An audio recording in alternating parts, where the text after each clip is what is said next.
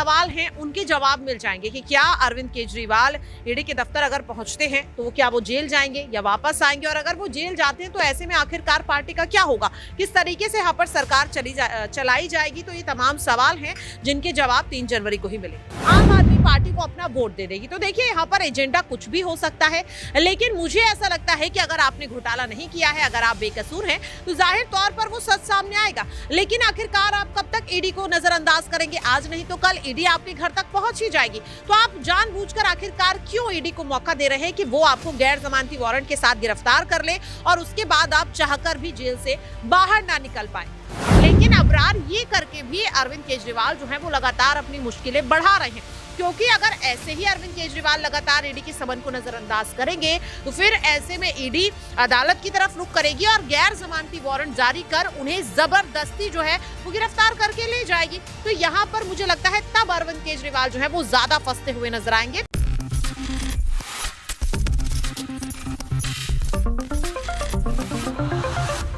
Next 9 news में आपका बहुत बहुत स्वागत है। मैं हूं आपके साथ अबरारुल हक रहमानी। मेरा खास प्रोग्राम मुद्दा आज का में चर्चा करेंगे अरविंद केजरीवाल और उनकी पार्टी पर मंडरा रहे उस बड़े खतरे को लेकर है, जिसको देखकर ऐसा लगता है कि आम आदमी पार्टी के राजनीतिक अस्तित्व को अब ख़त्म करने का प्रयास जो है वो लगातार किया जा रहा है। ये बातें खुद अरविंद केजरीवाल या फिर उनके पार्टी के तमाम बड़े वरिष्ठ नेता भी कहते हुए नजर आ रहे हैं। दरअसल अरविंद केजरीवाल को समन पर समन जारी किया जा रहा है और इस समन के जारी करने पर अरविंद केजरीवाल ने जो अपने तेवर को दिखाए हैं और ये कहा है कि उनकी गिरफ्तारी होने के बावजूद भी वो जेल से सरकार चलाने का मादा रखते हैं और आम आदमी पार्टी कोई बनी हुई पार्टी नहीं है बल्कि उभरी हुई पार्टी है, क्योंकि वो पार्टी आंदोलन से उभरी है, आंदोलन से निकली है और ऐसे में वो अपने तेवर को दिखाकर भारतीय जनता पार्टी को या फिर कहें कि ईडी को कहीं ना कहीं ये बता रही है कि आने वाले 2024 के लोकसभा चुनाव से पहले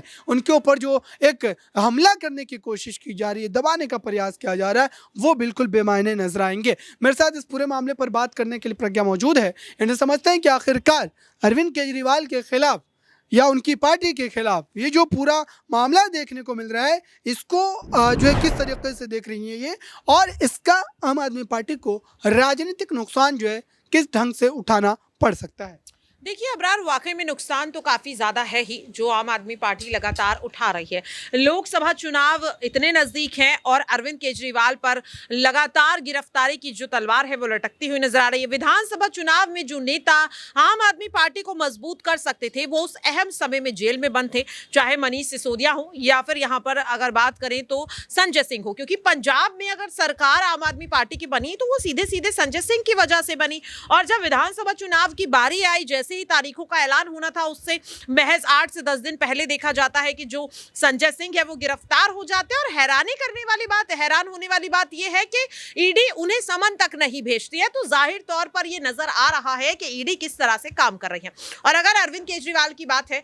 तो हाँ, ये जरूर है कि अरविंद केजरीवाल लगातार जिस तरीके से ईडी के समन को नजरअंदाज कर रहे हैं ये पूरी तरह से गलत है। मुझे ऐसा लगता है कि अगर आपने कोई घोटाला नहीं किया, अगर आप गलत नहीं है तो ईडी की पूछताछ में सहयोग करिए। एक सवाल ये भी है नज़रअंदाज करने पर कि आखिरकार ईडी का जो रवैया रहा है, ईडी जिस तरीके से जो है विपक्षी दलों को कहीं ना कहीं यहाँ पर परेशान कर रही, परेशान शब्द का इस्तेमाल मैं इसलिए भी कर रहा हूँ क्योंकि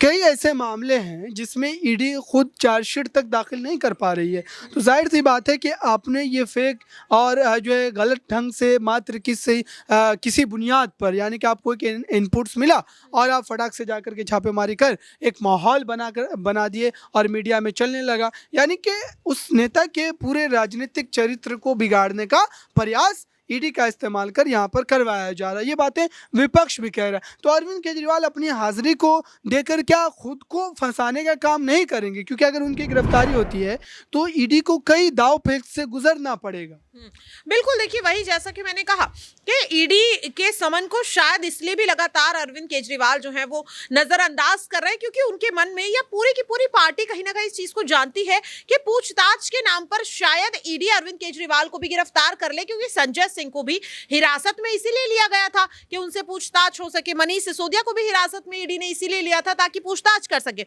लेकिन पूछताछ के लिए ईडी के दफ्तर ले जाया जाता है दोनों नेताओं को और उसके बाद वो आज तक जेल में बंद है और शायद इसीलिए अरविंद केजरीवाल भी बार बार ईडी के समन को नजरअंदाज कर रहे हैं। लेकिन अबरार ये करके भी अरविंद केजरीवाल जो है वो लगातार अपनी मुश्किलें बढ़ा रहे हैं क्योंकि अगर ऐसे ही अरविंद केजरीवाल लगातार ईडी के समन को नजरअंदाज करेंगे तो फिर ऐसे में ईडी अदालत की तरफ रुख करेगी और गैर जमानती वारंट जारी कर उन्हें जबरदस्ती जो है वो गिरफ्तार करके ले जाएगी। तो यहां पर मुझे लगता है तब अरविंद केजरीवाल जो है वो ज्यादा फंसते हुए नजर आएंगे। तो कहीं ना मान लीजिए अगर जबरदस्ती की गिरफ्तारी की बात आपने कही है तो क्या अरविंद केजरीवाल इसी इंतजार में तो नहीं है कि वो ये चाह रहे हैं कि जोर ज़बरदस्ती हो, उनको घसीट कर ले जाया जाए, उनको पकड़ कर ले जाया जाए। और ऐसे में हमने अब तक जितनी राजनीतिक जो है उतार चढ़ाव को देखा है उससे यही लगता है कि जब भी इस तरीके के मामले होते हैं, क्योंकि अरविंद केजरीवाल इन तमाम चीज़ों से उभर करके आए, इन तमाम चीज़ों से गुजरते हुए हैं, तो क्या वो इस बात का इंतज़ार कर रहे हैं ताकि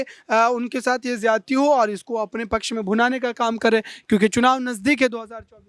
बिल्कुल देखिए यहाँ पर अगर मैं बात करूं तो भारतीय जनता पार्टी के भी कई नेता ये साफ तौर पर कह रहे हैं कि अरविंद केजरीवाल जो है वो जानबूझकर ईडी के समन को नजरअंदाज कर रहे हैं ताकि ईडी मजबूर होकर अरविंद केजरीवाल को गिरफ्तार कर ले और उसके बाद उनके जो तमाम नेता हैं वो जनता के बीच ये संदेश पहुंचा सके कि किस तरीके से ईमानदारी से काम करने वाले नेता को जबरदस्ती घसीट कर जो है ईडी ले गई है और इसका फायदा चुनाव में होगा और जनता कहीं ना कहीं सिंपैथी में आकर भावनाओं में बहकर एक बार फिर से आम आदमी पार्टी को अपना वोट दे देगी। तो देखिए यहाँ पर एजेंडा कुछ भी हो सकता है, लेकिन मुझे ऐसा लगता है कि अगर आपने घोटाला नहीं किया है, अगर आप बेकसूर हैं, तो जाहिर तौर पर वो सच सामने आएगा। लेकिन आखिरकार आप कब तक ईडी को नजरअंदाज करेंगे? आज नहीं तो कल ईडी आपके घर तक पहुंच ही जाएगी। तो आप जानबूझकर आखिरकार क्यों ईडी को मौका दे रहे हैं कि वो आपको गैर जमानती वारंट के साथ गिरफ्तार कर ले और उसके बाद आप चाहकर भी जेल से बाहर ना निकल पाए? बिल्कुल, जो इस पूरे मामले को लेकर के जो है लगातार हम अपडेट आप तक पहुंचा रहे हैं दर्शकों, लेकिन एक जो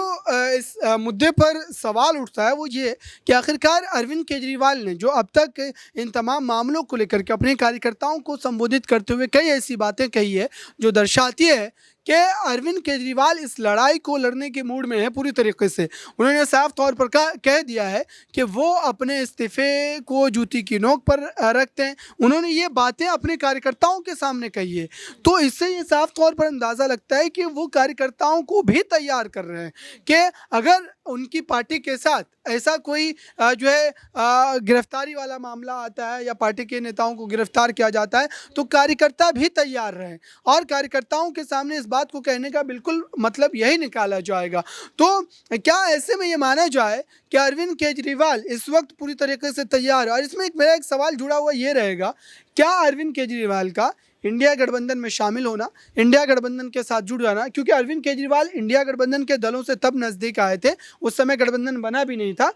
कि जब जो है दिल्ली ऑर्डिनेंस को लेकर के केंद्र की सरकार जो है फैसला पलटने वाली थी जो है लोकसभा राज्यसभा के माध्यम से, और उस समय वो विपक्ष के नेताओं को इकट्ठा कर कहीं ना कहीं अपने लिए जो है समर्थन जुटा रहे थे। लेकिन उस समय नवीन पटनायक और एक दो और ऐसे जो है चेहरे रहे जो उनके समर्थन में नहीं उतरे और उसके बाद वो इंडिया गठबंधन का भी हिस्सा बन गए। तो क्या इंडिया गठबंधन में जाना भी अरविंद केजरीवाल के लिए कहीं ना कहीं ये एक बड़ी मुसीबत का कारण जो है वो बनता चला गया? बिल्कुल देखिए, मुझे ऐसा लगता है कि अरविंद केजरीवाल जो हैं वो इस वक्त चारों तरफ से घिर चुके हैं और इंडिया गठबंधन में भी जब से आम आदमी पार्टी के नेताओं पर ईडी का शिकंजा कसा है, कहीं ना कहीं अरविंद केजरीवाल का जो एक अस्तित्व है वो धीरे धीरे कम होता हुआ नजर आ रहा है। जब ऑर्डिनेंस को लेकर अरविंद केजरीवाल ने कांग्रेस से हाथ मिलाया था तब देखा गया था कि आम आदमी पार्टी की अच्छी खासी पकड़ जो है वोट बैंक को लेकर, सीटों को लेकर इंडिया गठबंधन के बीच थी। लेकिन जब से अरविंद केजरीवाल को ईडी का समन आया तब से देखा जा रहा है कि अब गठबंधन भी अरविंद केजरीवाल को हल्के में लेता हुआ नजर आ रहा है और जाहिर तौर पर इसका नुकसान जो है वो चुनाव में साफ तौर पर होगा।